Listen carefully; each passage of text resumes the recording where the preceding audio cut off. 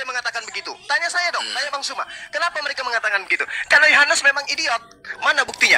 Dia katakan sama iya, coba kamu tunjukkan. Modalnya coba kamu tunjukkan di mana Petrus membela iman Kristen. Tunjukkan. Semangat siang teman-teman Kristen. Siapa ini? Si Juma. Oh, ini Juma. Saya apologet Islam Indonesia. Apologet Islam. Dari tadi kamu pengen naik ya ke room scout? Iya, saya penasaran dengan Agatha. Katanya cerdas tentang kekristenan gitu. Wow. Nah, saya pingin coba kita diskusi pelan-pelan gitu ya. Oke, mau nanya apa, Bang? Siapa namamu, Bang? Iya, saya Bang Zuma. Saya bela agama Kristen dong. Supaya agama Kristen itu tetap pada kedudukan yang sebenarnya. Wow. Yes. Wow. Seorang Kristen itu harus tahu apa latar belakang apologetika itu berdiri supaya paham bahwa sebagai apologet itu harus bela iman Yahudi gitu. Imannya Paulus dibela. Karena Paulus lah pertama kali yang mengajarkan pembelaan terhadap iman Kristen. Iman itu nggak perlu dibela, Pak. Tapi itu apologetika itu bukan dari Paulus. Sabar Erben. Sabar, Petrus. Saudara Erben, sabar pelan.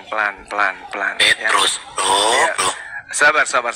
Apologet itu bukan sendiri. Kamu sudah karena salah. dasar pembelaan iman Paulus terhadap agama Kristen itu dulu yang salah.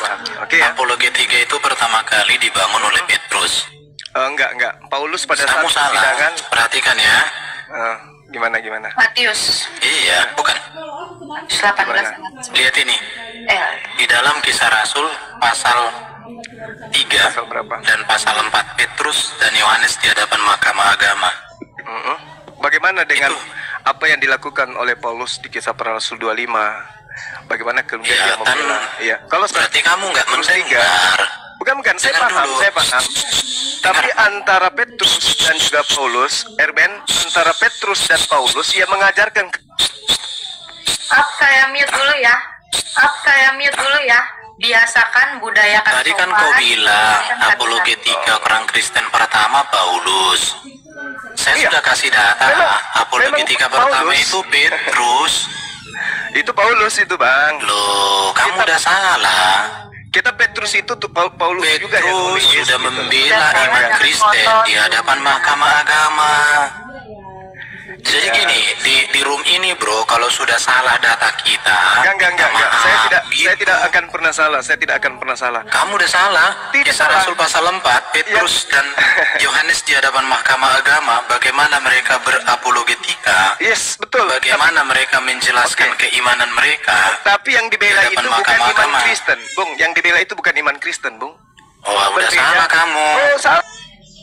Juma salah. Kamu itu Juma kan belum lulus nih baca Alkitab. Oh, jangan gitu. Saya ini ahli Bible. Saya itu. Waduh. Kalian yang harus belajar Bible. Kasihan banget sih kamu bro ya. Kasihan.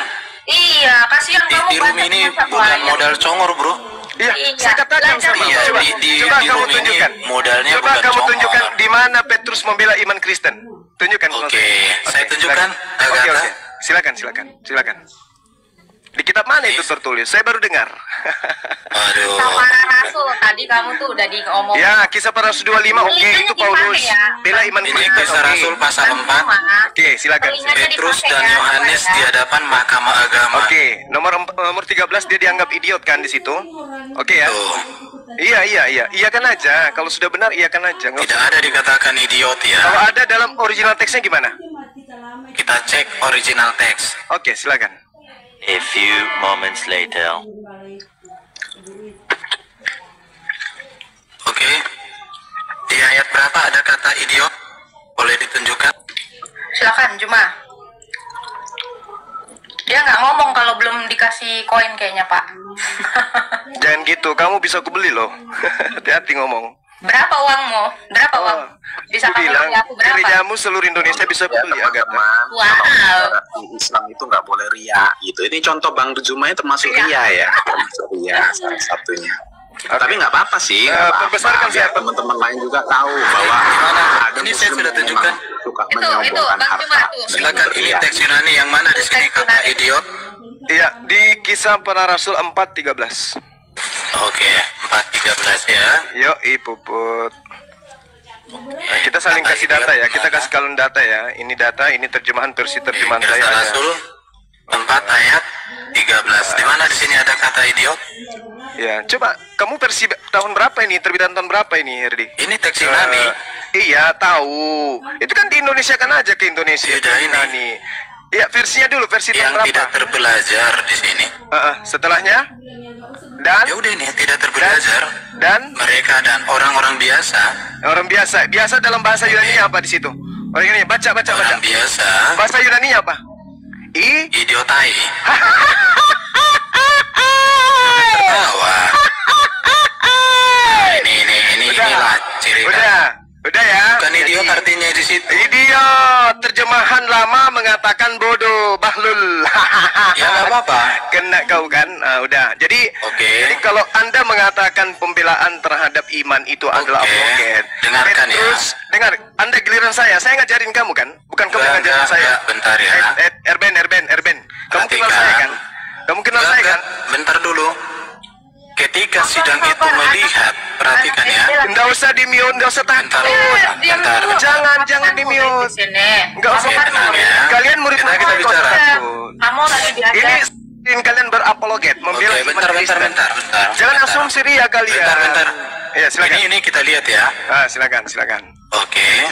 Ketika sidang itu melihat keberanian Petrus dan Yohanes dan mengetahui keduanya orang biasa yang tidak terpelajar, Dan heranlah mereka dan dihilangkan. mereka mengenal keduanya sebagai pengikut Yesus.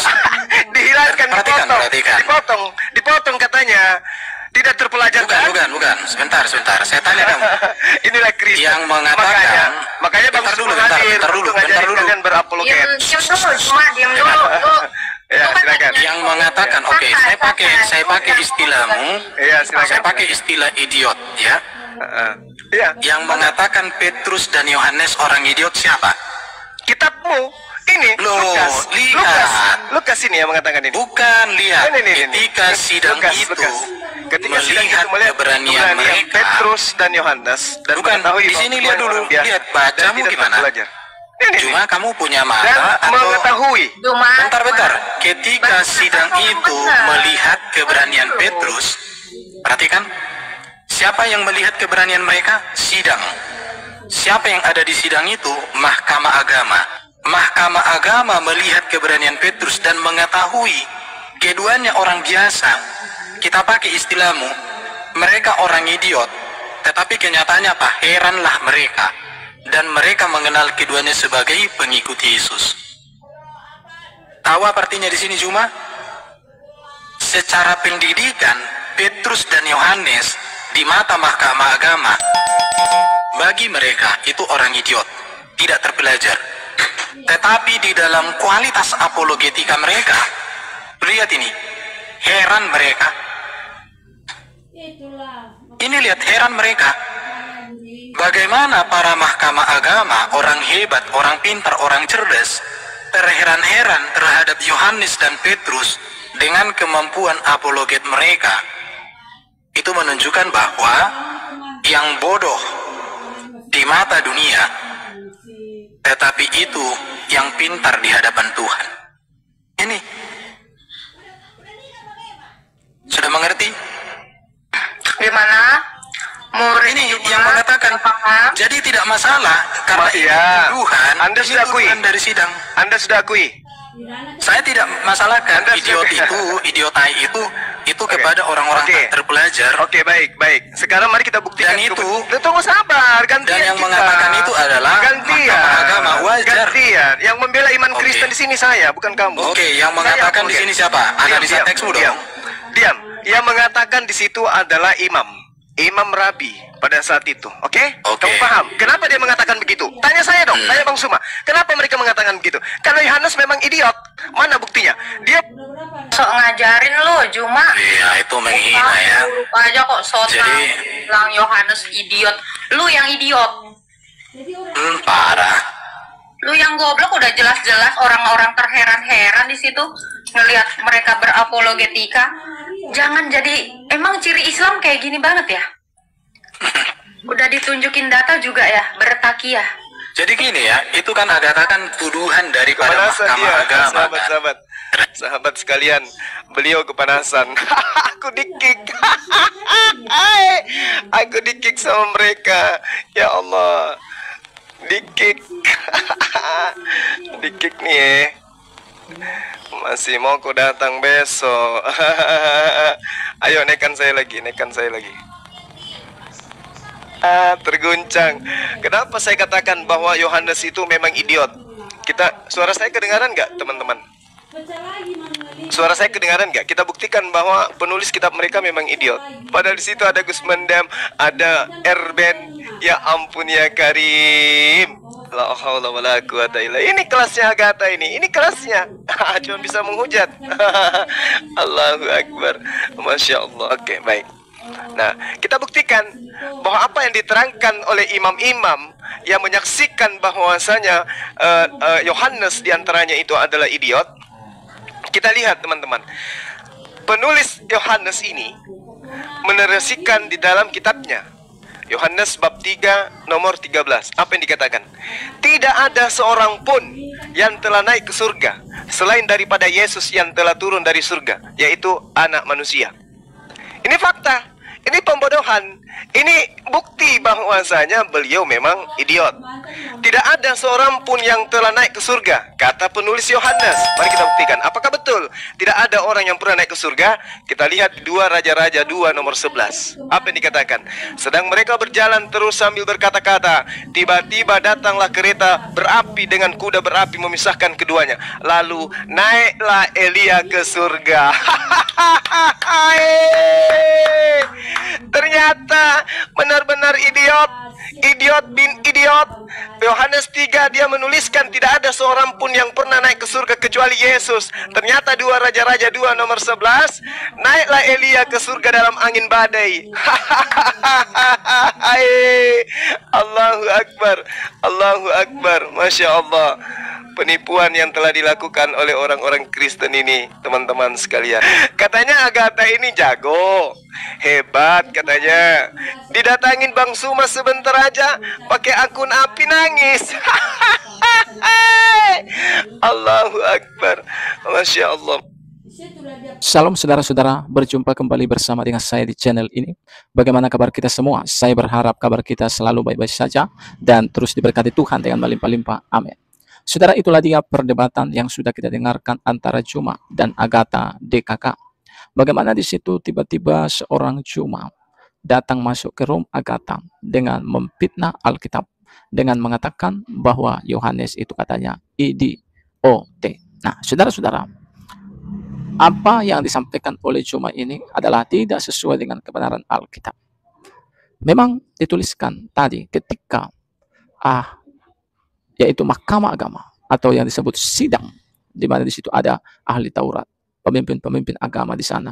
Mereka melihat ya memang bahwa Yohanes dan Petrus tidak terpelajar, tetapi justru mereka kagum akan diri mereka yang berkata-kata berapologet tentang kekristenan di hadapan mahkamah agama itu. Jadi justru mereka salut. Nah, itu salah satu kebohongan dari seorang Juma ya. Dan kalau kita melihat Juma ini ya, dia tidak mengimani Alkitab dan dia tidak belajar Alkitab dengan baik, tetapi justru dia mau sok menggurui orang-orang Kristen dengan cara mempelintirkan ayat-ayat Alkitab. Jelas ketika dia berkata-kata tadi tentang Alkitab yang mengatakan Yohanes, yang mengatakan Petrus idiot tanda kutip ya, maka apa yang disampaikannya ini adalah penyesatan, salah satu penyesatan. Dan saya mau sampaikan kepada Juma ini ya, kalau saudara mau ya membahas Alkitab, maka belajarlah tentang Alkitab dengan baik, jangan ngaur, karena itu bisa nanti membuat orang-orang ya, khususnya orang-orang Kristen ya yang awam, yang tidak mengerti tentang Alkitab, justru itu akan menyesatkan mereka. Dan ngeri hukumnya bagi seorang Juma yang berusaha untuk menyesatkan orang-orang Kristen khususnya ya. Tapi saya yakin orang-orang Kristen banyak yang cerdas. Ini hukumnya, kita akan baca agar si Juma berhenti menyesatkan orang-orang Kristen. Yang pertama, ketika dia mempelintirkan ayat Alkitab, menjelek-jelekkan kekristenan, maka lawannya adalah Tuhan Yesus. Itu yang pertama. Yang kedua, di sini saya akan baca dalam Matius 18 ayat 6 ya, agar si Juma berhenti menyesatkan orang Kristen. Tetapi barang siapa menyesatkan salah satu dari anak-anak kecil ini yang percaya kepada aku, lebih baik baginya jika sebuah batu kilangan diikatkan pada lehernya, lalu ia ditenggelamkan ke dalam laut. Celakalah dunia dengan segala penyesatannya. Memang penyesatan harus ada, tetapi celakalah orang yang mengadakannya.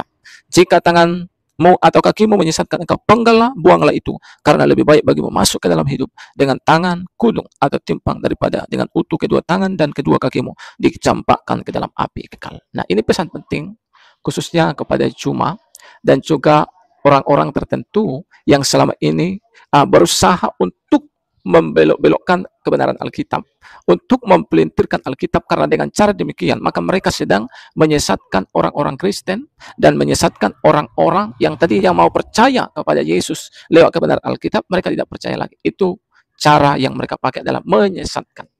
Yesus memberikan pesan agar ya kalau tangannya yang melakukannya, maka penggallah tangan kanan itu, katanya. Karena lebih baik engkau masuk dalam hidup yang kekal ya dengan tangan satu daripada engkau dengan utuh masuk ke dalam neraka. Nah, itu firman Tuhan ya. Dan kalau matamu, katakan mata kanan yang melakukan, congkellah, kata firman Tuhan. Karena lebih baik bagimu mata satu masuk dalam surga. Ya, betul juga. Daripada engkau memiliki mata yang utuh tapi engkau masuk neraka. Ya, masuk di akal. Ya. Jadi mungkin lewat firman Tuhan yang saya sampaikan ini boleh membuat orang-orang menyadari penyesatan yang mereka lakukan akan berujung kemana nantinya. Nah, teman-teman, kiranya video yang saya bagikan ini boleh memberkati dan memberikan pelajaran penting bagi kita. Tuhan Yesus memberkati.